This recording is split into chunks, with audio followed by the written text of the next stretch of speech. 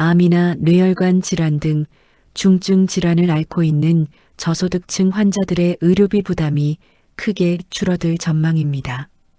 보건복지부는 의료급여 수급자 가운데 중증 질환을 앓고 있는 환자의 진료비 본인 부담을 전액 면제하는 내용을 담은 의료급여법 시행령과 시행규칙 개정안을 마련하고 입법 예고에 들어갔습니다. 이번 개정안이 시행되면 의료급여 수급자 가운데 암이나 뇌혈관 질환 등 중증 질환을 앓고 있는 환자들은 진료비 부담을 전액 면제받게 됩니다. 그동안 의료급여 수급자 중에서도 희귀난치 질환 환자는 진료비 전액 면제를 받는 의료급여 일종 자격이 부여됐지만 중증 질환 환자의 경우에는 전체 진료비의 5%를 본인이 부담해야 했습니다. 하지만 이번 제도 개편을 통해 중증 질환 환자 역시 희귀난치 질환 환자와 동일한 수준의 지원을 받게 됩니다. 이에 따라 약 3만 8천여 명의 희귀난치 및 중증 질환 의료급여 수급자가 진료비 부담 경감 혜택을 받을 것으로 보입니다.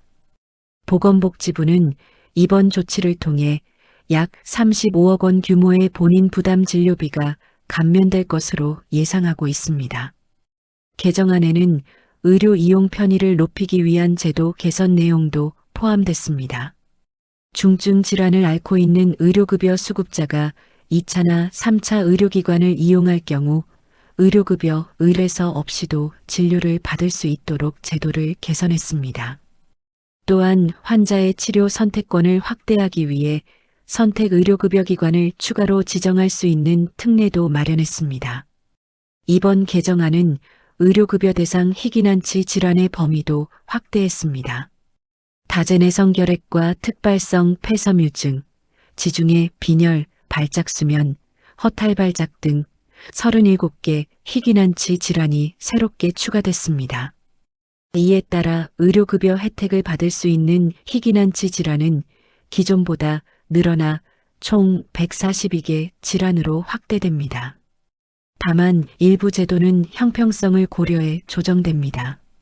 지금까지는 희귀난치 질환 환자가 의료급여 대상자로 인정될 경우 가구 구성원 전체에게 의료급여 일종 자격이 부여됐습니다. 하지만 앞으로 새롭게 수급자로 지정되는 경우에는 환자 본인에게만 의료급여 일종 자격을 부여하도록 제도가 변경됩니다.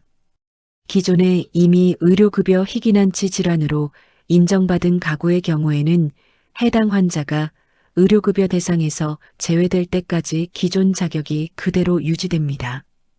또한 개정안에는 선천성 신경인성 방광 환자에 대한 지원 확대도 포함됐습니다. 오는 7월부터 선천성 신경인성 방광 환자가 자가 도뇨에 사용하는 카테터 등 소모성 의료재료를 구입할 경우 요양비가 지급됩니다.